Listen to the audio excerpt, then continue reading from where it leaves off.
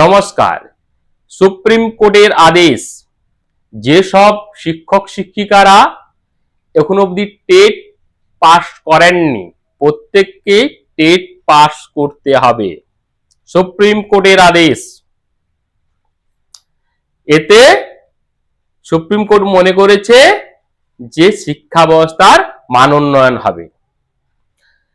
যাই হোক, কারা টেট পাস না করে চাকরি করছেন, 2010 সালের আগে যেসব শিক্ষকতার সাথে যুক্ত, প্রাইমারি অথবা আপার প্রাইমারি, তারা কিন্তু একটা ঘটনা, প্রত্যেকে কমপক্ষে 16-17 বছর শিক্ষকতা করছেন, 16-17 থেকে প্রায় 25-28 বছর অবধি।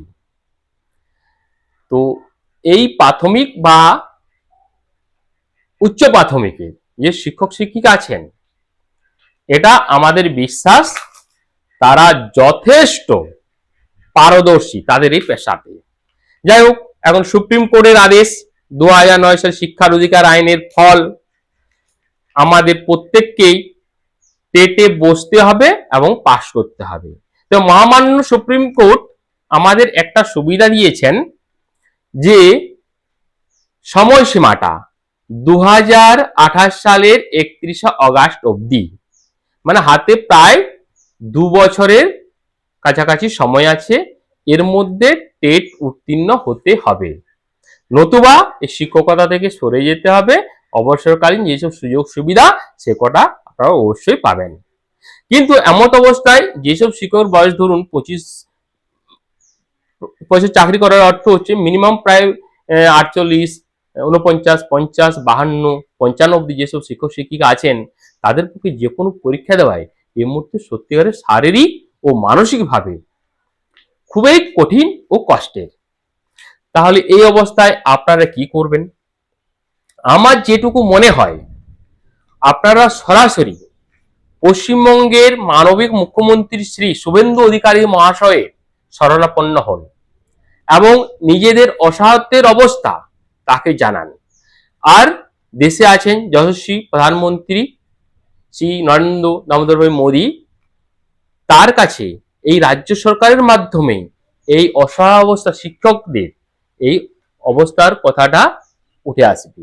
এবং বর্তমানে যে ভারতীয় সরকার বা অন্যান্য রাজ্যের অ্যাকচুয়ালি সংখ্যাটা কম নয়, প্রায় 33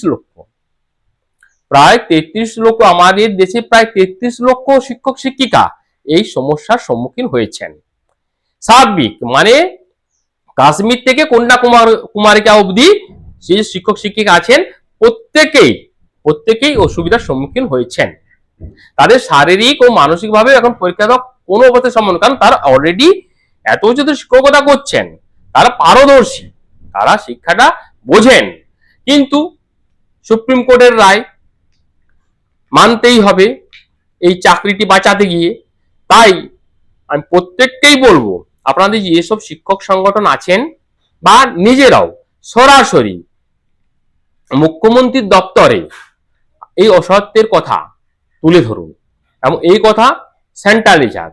আর সেন্ট্রালে এখন ভারতীয় জনতা পার্টির যে সরকার আছে, কিংবা যারা এই এনডিএর অন্তর্গত নয়, এমন অনেকেই, বললাম তো কাশ্মীর থেকে কন্যাকুমারিকা অবধি সব রাজ্যই পড়ে যাচ্ছে। এতে আশা করি সব রাজ্যের মুখ্যমন্ত্রী বলুন, সাংসদ বলুন, সবাই এই নিয়মটা পরিবর্তন করতে অবশ্যই হেল্প করবেন।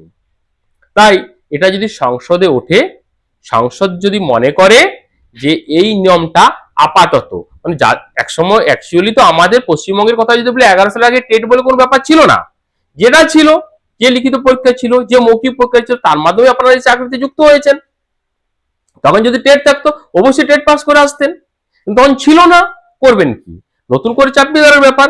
আর এখানে সুপ্রিম কোর্টকে পুরোপুরি আমরা দায়ী করতে পারি না, কারণ দেশের সংবিধান তাই আইন বলা আছে। এই আইনটাকে অন্ততপক্ষে যদি 11 সাল, মানে 12 সাল অবধি করে দেয়, যে যতদিন আগে টেট ছিল না বাবু, তার আগে যে শিক্ষক শিক্ষিকা আছেন তাদেরকে নতুন করে আর টেট দিতে হবে না বা টেট পাস করতে হবে না। এটা যদি আইন হয়ে যায়, 12 সালের পর যখন টেট শুরু হয়ে গেছে সর্বত্র, তখন যদি নন টেট কেউ থাকেন তাকে অবশ্যই টেট পাস করতে হবে। এটা হচ্ছে সিস্টেম। এই আইনটা আশা করি যদি আমরা ভারত সরকারের কাছে পাঠাতে পারি, তাহলে আমাদের এই অসহায়ত্ব, এই টেটের যে সমস্যা, এটা মিটবে। তাই বন্ধুগণ, এখন দুশ্চিন্তার মধ্যে না গিয়ে, এটা আত্মসমালোচনার কোনো জায়গা নেই, কারণ এটা সমস্যাটা এটা আইনগত সমস্যা। তাই এই আইনগত সমস্যাটাকে নতুন আইন যাতে আনা হয়, তার জন্য আমরা সবাই মিলে ভারত সরকারের কাছে সেইভাবে আমরা আবেদনটা করব, প্রত্যেক মুখ্যমন্ত্রীকে ধরে। আর আমার বিশ্বাস এতেই কাজটা হবে। চলুন সবাই বিবেচনা করুন, কিন্তু সময় কম, কাজটা শীঘ্রের মধ্যে করতে হবে। আপনারা বিভিন্ন সংগঠন আলোচনা করুন এবং তাড়াতাড়ি, খুব তাড়াতাড়ি আমাদের মানবিক রাজ্য সরকারকে আমরা এটা জানাবো। এবং জানালে কি হবে, জানালে পরে যেটা বলছিলাম যে এটা সেন্ট্রাল অবধি যেতে হবে, সেখানে আইন, সবাই যদি আইনটা পাস হয়ে যায়, তাহলে কারোর আর কোনো দুশ্চিন্তা থাকবে না। যাই হোক, যতদিন না আপনারা সংগঠিত হতে পারছেন, ততদিন ভালো থাকুন, সুস্থ থাকুন। এখানে শেষ করছি, নমস্কার।